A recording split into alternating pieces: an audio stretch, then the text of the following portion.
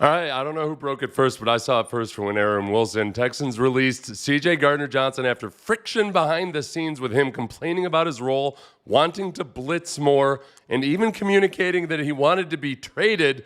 It didn't work out for him here. MJ Stewart, next man up, expected. And then Aaron goes on to add, among the issues Texans experienced behind the scenes with C.J. Gardner-Johnson, per sources, he was critical of his teammates in the secondary and didn't like his role. It was a locker room issue, and ultimately, this just wasn't a good fit for the team and for a talented player. It's something that I believe in the core of my soul in the NFL. This is something that I had to bend my opinion on because I used to want to be Joe hard-ass, old school all the time. Look, you got to be a foxhole guy and nothing more. There's a place for guys like C.J. Gardner-Johnson in this league, like the Philadelphia Eagles last year, where despite his personality quirks, his ultra either competitiveness or either, I don't know how you want to frame it, as just being high-strung, whatever it might be. You can work with guys like that. You might call them front runners or what have you, but you got to be a really good football team, and you got to have the right kind of a culture and environment to where if you have veteran guys that can kind of help keep them in line. And the Texans right now are not that kind of football team. They've got young guys in their secondary. If C.J. Gardner-Johnson is purportedly pointing fingers and maybe not doing it in the right way, I get it. It just does come back to the question in the offseason of exactly why did you do all these things? Just to look at it from a film perspective, I'll read something that DJ Bieniemy had put up, and then I'm going to show you an illustration of it. Each of the Texans' 3 losses has been by 7 points or less. At minimum, according to team sources, Gardner-Johnson has allowed 3 big plays in those games that have contributed to the opposing offense scoring touchdowns, adding that Gardner-Johnson has struggled to consistently guard the correct opposing player when required to match coverage based on the Texans' defensive call and the routes run by the offense. I'm going to show you an example of that in a second. Struggles that also occurred during walkthroughs. Oh, man. Walkthroughs in the lead up the game. So check out DJ's write-up on this. I will link that after we're done with this live stream because DJ does good work. But match coverage, when we talk about like cover zero match, all that means is you might call it zone to man, but it's that you're lining up and you're starting off in what looks like zone here, but you're going to convert to man coverage at some point based on what we see. So this is Brian Thomas Jr.'s basically game-winning reception, or the last relevant thing that really happened. Brian Thomas Jr., who has the yips, supposedly, lined up to the top, and you see it's going to be Kamari Lassiter up top there at the 48-yard line, C.J. Gardner-Johnson next to him. So the Texans blitz. They blitz 6 as a cover 0 blitz, so there's no safety help over the top. These guys are going to have to convert into man coverage. Kamari Lassiter, likely responsible for the guy on the outside there. If he goes outside, he's going to pick him up. And just next to Kamari Lassiter is C.J. Gardner-Johnson.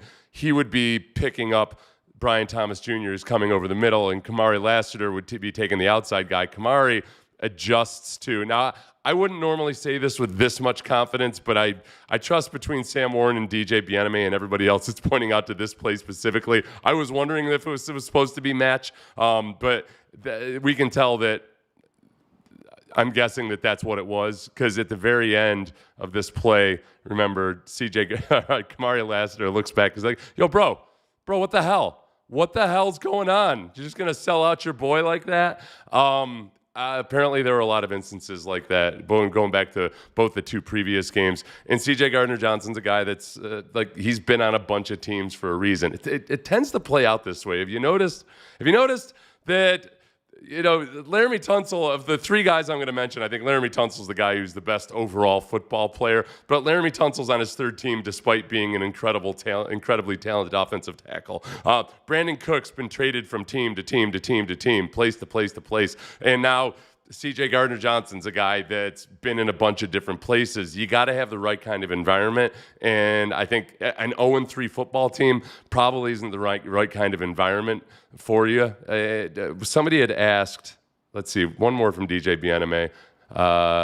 Compounding the coverage bust, Gardner-Johnson has refused to take responsibility for his mistakes, rubbing his teammates the wrong way, sources added, with one member of the team saying that Gardner-Johnson finger-pointed instead of owning up to the mistake. That's a big no-no. I read Belichick's book this offseason. He's not a big fan of finger pointers. It's one of the hardest things, especially when you've got a team full of young guys that you're going to try to teach to take accountability. Man, coaches are the most forgiving people in the world and will love you as a player if you own up to your mistakes. Say, yep, coach, that's on me. I'm going to try real hard never to do that again, and you're going to see me working to correct it. In the defensive backfield, I would say the two rooms on a football team where the accountability really, really, really matters when it comes to chemistry is the offensive line and the defensive backfield, because those are the two positions that when you screw up, it's embarrassing. And the natural human tendency is to say, it wasn't my fault. And that's when you gotta kick human nature's ass, as my old coach Jim Hoffer used to say. You gotta whip human nature's ass in that moment. And it's bad. If you don't own up to your mistakes, that means that you're pointing the finger at somebody else, and it's really tough to have a good unit. I've seen offensive linemen ostracized, like basically shut out by their teammates before, because they would either sell guys out in a meeting or not own up to their own mistakes. They would give them the silent treatment for like a week or two at a time, and it's devastating emotionally. So it's a big deal if that is indeed. I feel like some of the newsbreakers are getting fed a lot of choice information by the team right now, which is the team's right, but it's the right way to handle it from a PR standpoint. But it's not without previous examples of CJ Gardner-Johnson acting about. The people have asked, okay, what about Jimmy Ward? Because Jimmy Ward was taken off the commissioner's exempt list. He's still on the PUP. Jimmy Ward's not going to be eligible until week 5. And there's a window there when he can come back from the PUP. So for this week, I think it's going to be MJ Stewart.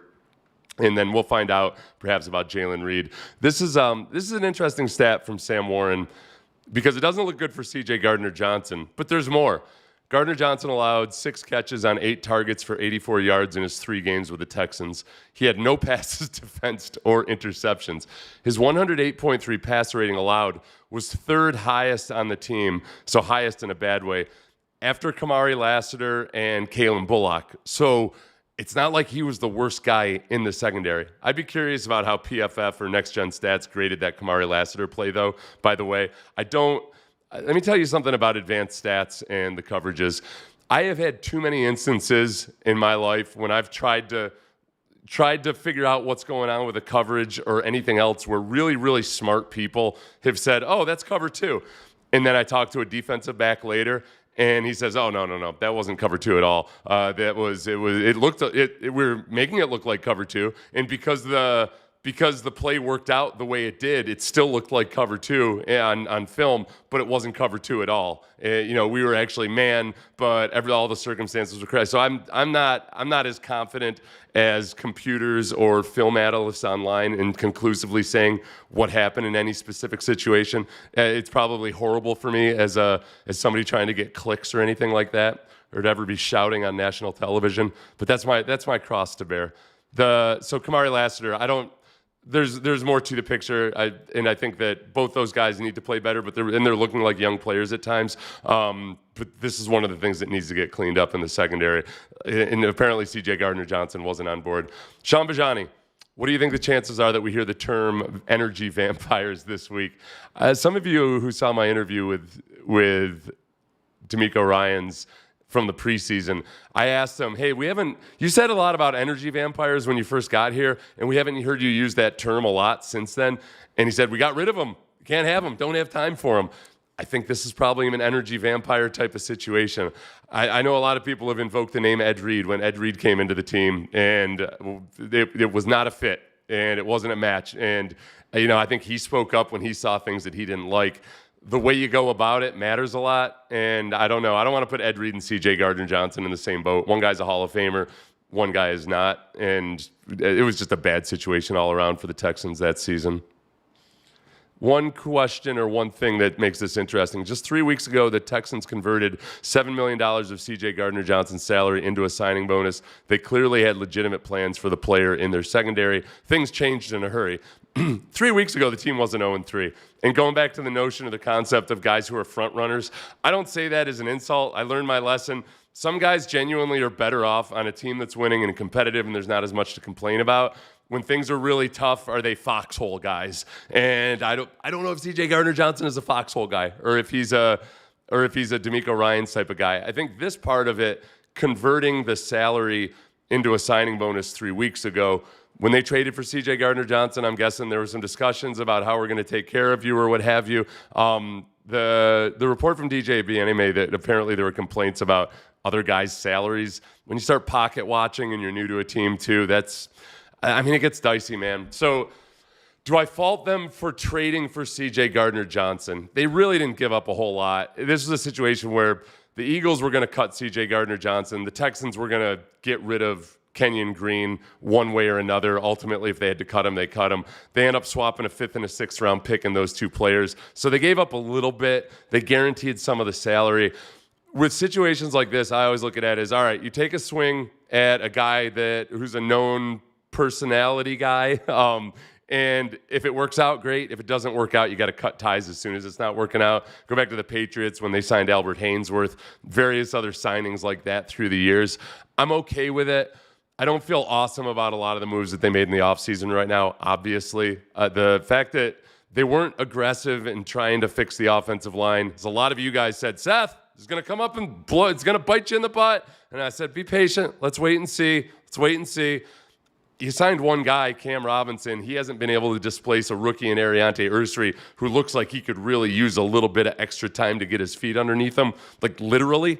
I've got a video I'm doing with Drew Hodgson on some of Ariante Ursary's struggles, and I still feel good about him, but he's going to need a little bit of time. And then this, finally, I have to address this because it made me laugh, but I don't agree with it wholeheartedly. How the Texans expect to win. Big old injection of friendship. So the old complaint about the Texans, especially back in the day, was, man, they just got a bunch of nice guys on this team, just a bunch of Eagle Scouts, and the Texans aren't ever going to stretch on some guy that maybe doesn't fit the Texans' way. I think the Texans have moved beyond that. They took a gamble on C.J. Gardner-Johnson, who doesn't have legal issues or anything like that, but he's a known personality risk. Damon Arnett, they've taken a flyer on Damon Arnett. Like, I don't think it applies quite the same way it used to, but culture is a hard sell when it's not currently a winning culture. Could be a great culture, but currently, as of right now, 3 games into the season, it's not a winning culture, just by the literal sense of the term. Let me get some comments from you guys in case I'm missing anything. Let's see. Brian Thomas Jr., I know. Is it that hilarious, Franklin?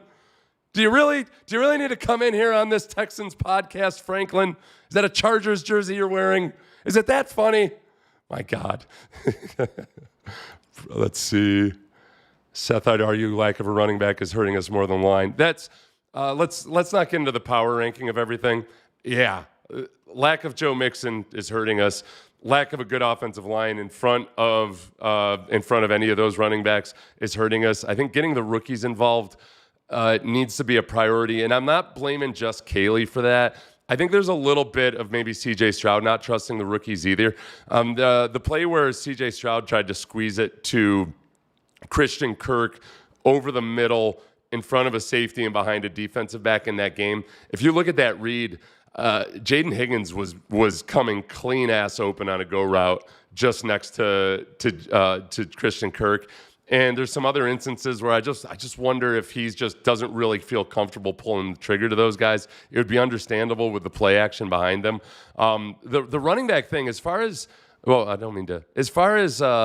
Kevin, I'd say as far as the running back part of it goes too, I don't know. I would love to know the specifics of Joe Mixon's injury and exactly when they learned of it, when they knew it was going to be potentially a big issue and all of those things. Because by all means, then yes, you got to do more than just go out and to get Nick Chubb. But I don't know exactly how all that played out. And none of us really know exactly what's going to go on with Joe Mixon, if and when he's going to return.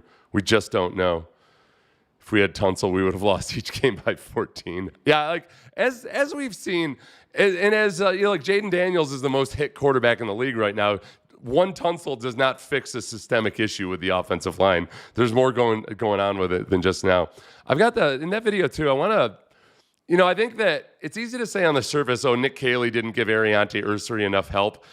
A lot of the pressures, the majority of the pressures in that game came via blitz, where there's only so much you can do to help a guy. A lot of times they threw max protection at the problem, and there was nothing they could do. There were other times where if it were 4-man pressure, they were helping out Ariante Ursary by sliding his way, but the Jaguars ended up rushing 5 in those. So however they had chosen to help him, it just wasn't going to work out. I mean, at some point you got to have a guy out there who can pass protect, and right now it's not looking that way.